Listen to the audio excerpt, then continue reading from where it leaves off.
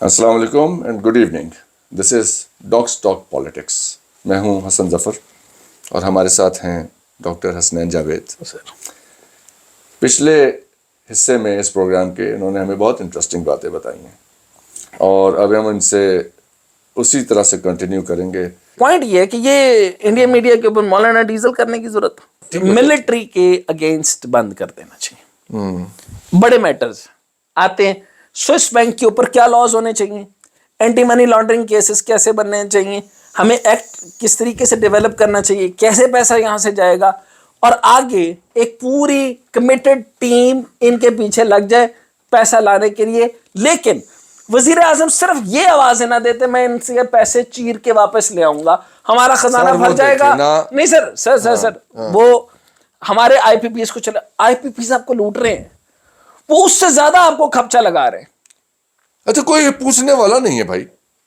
سر آپ کی مہنگائی کی ریشو بڑھ گئی, آپ 37% کے اوپر آپ میرا تو خیال ہے 40 پہ چل رہا ہے, 40 پہ تقریباً آپ چلے گئے. باقی چیزیں آپ سے سنبھالی نہیں جا رہی. دیکھیے سر, مسئلہ یہ ہے کہ میں بھی اپنے گھر میں دیکھتا ہوں, میری ماں صبح 6 بجے اٹھتی ہیں تو رات 10 بجے تک وہ انہی لوگوں کو سنتی کنکلوڈ رہتی کرتے ہیں اگر اسٹوری فار ایگزامپل, جی. تو اس میں ہمیں یہ کر دینا چاہیے فوری طور پہ کہ let's take a first step, یعنی let's take the things in order. ٹھیک ہے, پہلا آرڈر یہ ہے کہ ملٹری تو آف کورس پاکستان کی ہے, اس کے اوپر ڈاؤٹ کرنا بند کریں.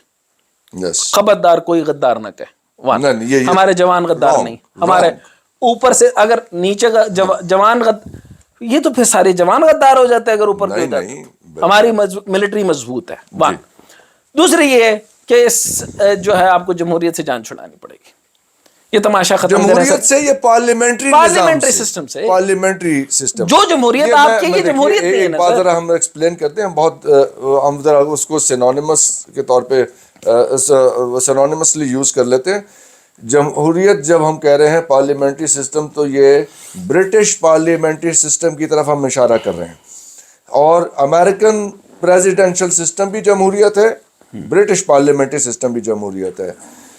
فرق یہ ہے کہ ہمارے ہاں پچھلے اتنے سالوں میں, اسپیشلی 73 کے کانسٹیٹیوشن کے بعد, جو برٹش پارلیمنٹری سسٹم ہمارے ہاں امپلیمنٹ ہوا, اٹ ہیز ناٹ اور یہ سلوگن بھی ختم ناٹ ڈیلیورڈ. سر یہ سلوگن ختم کر دیں کہ there is no normal way to return the stolen assets, تو نہیں آ سکتے. تو یہ تو لوگوں کے دماغ میں نعرہ بند یہ غلط نعرے ڈالے گئے, اور یہ غلط بات سکھائی گئی کہ سیاست میں کوئی بات حتمی نہیں ہوتی. کیا اسٹوپڈ بات ہے یہ جو لوگ کرتے ہیں سیاست میں. تو سوئس بینک سے لا ہی نہیں سکتے, تو کہاں سے لائیں گے؟ کہ آپ کے پاس کوئی ایسی باؤنڈری نہیں ہے جہاں پہ آپ رکیں گے. اب اس کا مطلب یہ کھیتی شروع کریں, کھیتی شروع کریں, مطلب کہنے کا مقصد ہے کام شروع کریں. ہاں جی, ہاں کرنا یہ ہوگا سر, ایک صدارتی نظام لیں.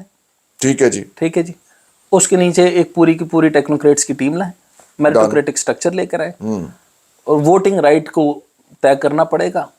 جو بھی آپ نے سیٹلمنٹ کرنی ہے for electoral college system, electoral college کا سسٹم, اس کے اندر سے ووٹنگ رائٹ کا وہ سارا کا سارا, لمبے چوڑے مسئلے میں جانے کی ضرورت نہیں. کوئی جو آلریڈی بھیا دوبارہ ایجاد کرنے کی ضرورت نہیں. وہ جو امریکن سسٹم اٹھا کے سیدھا سیدھا لے گئے, آسان بات بتا رہا ہوں. نیسیسری امینڈمنٹس اف یو لیکن وہ بولنا پڑے گا نا اس کو. دو لوگ سامنے کھڑے ہیں, آئے دونوں آ کے بتائیں کہ مطلب کس کا مینیفیسٹو اچھا, اکنامکس سب بتائیں, کلیمٹی کو کیسے ڈیل کرنا ہے, یہ اس کے اوپر اینٹی منی لانڈرنگ کے اوپر آپ کا کیا ہے, ایجوکیشن پہ کیا ہے, ہاسپٹل پہ کیا پالیسی ہے, یا کیا یعنی کس طرح کی مطلب یہ ہاسپٹلس بنتے رہیں گے, کیا کیسے چلیں گے.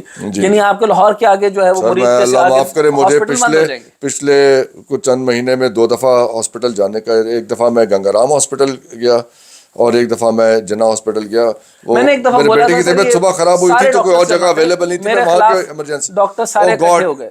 اتنا میں نے کہا اگر آپ اپنا مریض مروانا چاہتے ہیں تو گنگا رام لے جائیں, اور اگر بچانا چاہتے ہیں تو سر ڈرٹی. میں کہہ رہا ہوں کہ مجھے نہیں سمجھ نہ آ رہا تھا کہ it was a shirt whole. یہ لمبے ہم چلے جائیں گے. ابھی ہم یہ میں نے آپ کو بتایا کہ وکٹم اسٹیٹ اور ریسیپینٹ اسٹیٹ دونوں کی کولیبوریشن اگر نہ ہو تو یہ معاملہ نہیں ہو سکتا. چنانچہ یہ 100 سال کا منصوبہ ہے جو کہ پاکستانیوں کے حساب سے, کیونکہ انہوں نے ابھی تک جو ہے وہ امپورٹ اور ایکسپورٹ کی آئٹم رجسٹرڈ نہیں کرا سکے پچھلے 75 سال میں. تو انہوں نے یہاں سے سٹولن منی کتوں لے کے آنا ہے, یہ تو آپ مجھے بتائیں. سو یہ معاملہ کریں کلوز. سو اس کا آپ simple statement, there is no normal way to return stolen assets, gone, story ختم. اب پاکستان کو نئے سرے سے چلانا. اوکے, اب پہلا سٹیپ ہے آپ کا فوج. کیا سرحدیں خراب کرا دوں؟ کیسے کریں؟ کیا انویڈ کروا لیں, کیا انویڈ کرا لیں, انڈیا کو خوش ہونے دیں, ہاں یہ معاملہ آگے چلے. ہاں اگر ساری عوام خان صاحب کے ساتھ ہے, اب یہ انقلابی ہے نہیں, آئی ڈونٹ نو یہ کب آئے گا انقلاب, یہ ختم کریں گے جو غیر صحافی لوگ ہیں, جو انویسٹیگیٹو جرنلزم ہے, ان کو پہلے کر تو لیں نا, پہلے دیکھ تو لیں کہ یہ ہیں کون. میں بتا دوں تھوڑا سا اگر کہیں تو. بتائیں. دیکھیے صاحب, میں جس دنیا میں پلا بڑا ہوں نا, یہ اگلے اگلے پر رکھتے ہیں, لیکن ابھی اتنا کافی ہے. میں ہلکا سا بتا دوں, اوفینڈ ہوتے ہیں تو ہو جائیں, اللہ مالک ہے. زیادہ تر لوگ صحافت میں اس لیے آئے تھے کہ یہ جہاں نوکریاں کرتے تھے وہاں پہ نوکری نہ, انہیں ڈیوٹی نہ دینی پڑے. ایک اور طبقہ صحافت میں اس لیے آیا کہ وہ میٹرک سے آگے پڑھ نہیں پائے, تو یہ ایک بہت اچھا طریقہ تھا چیزیں مینج کر لینے کا. ایک اور طبقہ صحافت میں اس لیے آیا, میں آج سے 30 سال پرانی بات بتا رہا ہوں, ریبیلیس. اوہ یس, یہ اس لیے آیا کہ علاقے کے تھانے دار کو مینج کر لیں گے. یہ کیونکہ یہ کوئی ڈگری حاصل نہ کر پائے, یا کوئی ماڑی موٹی ڈگری انہوں نے تعلیم حاصل کی, تو ان کا یہ مقصد تھا کہ یہ نہ سول جج لگ سکے, نہ یہ کہیں لیکچرر بھرتی ہوئے CSS, وہ اس کی 3 ٹرائیاں انہوں نے کر لیں. تو لاسٹ ایبورڈ ان کے پاس یہ تھا کہ یہ صحافی بن جائیں, کسی کا منت ترلا کر کے کوئی نامہ نگار بنے, تو پھر وہاں سے ہی ہوا. یہ ہے یہاں کے اس ملک کے 90% صحافیوں کا بیک گراؤنڈ. اگر میں غلط کہہ رہا ہوں تو چیک کروا لیں, جس کو شوق ہے وہ آ جائیں, پھر میں ان کو خود ہی بتا دیتا ہوں. اور ڈگریاں دیکھ لیں, وہ یہاں آ کے بیٹھ جائیں, ڈگریز دیکھ لیں, یہاں تشریف لے آئیں, اور یہ اس بات کو ہم پرول لیتے ہیں. ایک تو یہ ہو گیا قصہ. دوسری بات آپ نے بڑی انٹرسٹنگ بتائی کہ دیکھیے, جس کی فڈل ہوتی ہے وہ جو میوزک ماسٹرز ہوتے ہیں, وہ کنڈکٹر ڈن ڈن ڈن, وہ جس کے ہاتھ میں ہوتی ہے اسی کی دھن پہ ناچنا پڑتا ہے. تو اگر جو صاحب ایک کسی کرپٹ آدمی کے یا ایک کرپٹ بزنس مین کے بنائے ہوئے چینل کے اوپر بیٹھ کے بول رہے ہیں, تو ان کی کریڈیبلٹی کے اوپر تو میرے پاس تو کوئی 300 سوالات ہیں. آپ کے پاس 3 بھی ہوں تو چل جائیں گے. ویکیپیڈیا چلتا ہے نا لوگوں کو سر؟ چلتا نہیں, دماغ نہیں چلتا ہے, ویکیپیڈیا چلانا ہے. نہیں, ویکیپیڈیا تو مانتے ہیں نا. ٹھیک ہے, یہ تو ہے اس ملک کی صحافت کا بیک گراؤنڈ. اب یہ دیکھیے کہ کون کس سائڈ پہ آ گیا, پہلے کیا کہتے تھے, پھر کیا بعد میں کیا بن گئے, اور یہ کن کن کے ساتھ یہ اٹھتے بیٹھتے رہے, ان کے کہاں کہاں رابطے ہیں, کہاں کہاں کنیکشنز ہیں. میرے والد صاحب کا کوئی 40 سال کا صحافتی کیریئر تھا. 16,000 روپے وہ اپنے اکاؤنٹ میں چھوڑ کے مرے تھے آج سے 11 سال پہلے. میں اب ان کا نام آپ کو بتا رہے ہیں, سہیل ظفر ان کا نام تھا. انہوں نے بھی, ظاہر ہے کہ جب آپ اس میں ہوتے ہیں فیلڈ میں, تو لوگوں کے ساتھ آپ کے رابطے بھی ہو جاتے ہیں, تعلقات بھی ہو جاتے ہیں. تو جاننے والے جانتے ہیں, اور جنہیں شوق ہے وہ ذرا انویسٹیگیٹ کر لیں کہ انہوں نے کن سے کیا فائدے لیے اور وہ کیوں سائڈ لائن ہو کے بیٹھ گئے تھے. لیکن وہ ایک انٹرسٹنگ بات کہہ کے گئے تھے سر. انہوں نے کہا تھا کہ میں وہ آخری عمر میں وہ عباس اطہر ان کے بہت قریبی دوست تھے, یہ جو ایکسپریس کے ایڈیٹر تھے. تو وہاں جو ایکسپریس نیوز میں وہ کبوتر بازی پہ لکھا کرتے تھے, کیونکہ کبوتر بازی ایک خاندانی شوق تھا ہمارا, تو ان کو بہت نالج تھی اور وہ بہت ان کی ایک پذیرائی تھی اس فیلڈ میں. تو کبوتر بہنے کا ایک دن میں بڑا چڑھا, میں نے کہا کیا مطلب یہ کوئی ڈھنگ کا کالم والم لکھیں, کیا کبوتر بازی, فور گاڈ سیک. میں مجھے فیل ہوا ایک دن, ارے یار حسن گیم ختم ہو چکی ہے. So it was in a way his way of protesting against the whole nonsense. Game ختم ہو چکی. The whole nonsense of political system as well as your صحافت. تو انہوں نے کہا کہ میں مطلب لعنت بھیجتا ہوں میں ایسے کسی پولیٹیکل موضوع پہ لکھنے پہ. So I will just write about اور by the way my hobby. کیونکہ یہ بات ہی کر دی ہے جو یہ بچی جس کی ڈیتھ بھی ہوئی ہے ابھی, اللہ تعالیٰ اس کو تقریباً نصیب فرمائے. اس طرح کے بے شمار اور بھی جو رپورٹرز ہیں, ان کی تنخواہیں نہیں ملی. سر میں پنجاب یونیورسٹی میں پڑھاتا تھا ان دنوں میں, یہ آج سے 15 سال پرانی بات ہے. آپ کو پتا ہے وہ وہاں پہ کوئی ایک واقعہ ہو گیا تھا, مجھے واقعہ نہیں یاد رہا, تو اس وہاں پہ ایک لڑکا تھا میری کلاس میں. یہ لوگ جو کہیں کوئی نیا چینل بنا تھا, یہ بھی رپورٹ کر رہے ہیں, اور جو 4-5 کے نام بنائے ہیں وہ نام کس نے بنایا اور وہ اس کو وہی ایگزیکٹ والا کیوں سنبھال رہا؟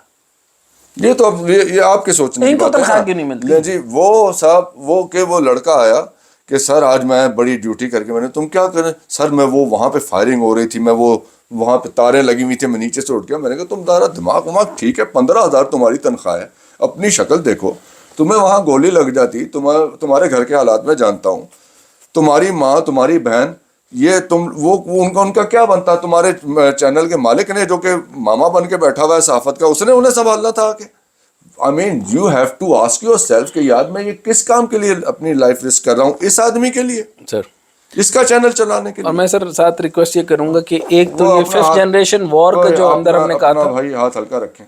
صحافت ایک اہم ترین ٹول ہے جس کی وجہ سے یہ سارا کا سارا مینپولیشن کھیلی جائے گی. جی اور لوگ سپر ایکسائٹیڈ ہو جاتے ہیں, اسپیشلی ینگ پیپل, تو بیکاز وہ جو کچھ کر دکھانے کی دھن ہے نا, انہیں یہ نہیں پتا چلتا کہ یہ کس کے لیے کر دکھانا چاہ رہے ہیں. یہ فوج کے خلاف پروپیگنڈا بند کریں. جی ایگزیکٹ والے کے پلیز, کہنے پہ خدا کا واسطہ ہے, اور آپ کے لیے میں منت کرتا ہوں کچھ پڑھ لکھ لیں, کچھ 4 کتابیں پڑھ لیں, کو اپنے دماغ درست کریں, اور آپ اپنی کوئی ڈائریکشن دیکھیں کہ کیا ہو رہا ہے.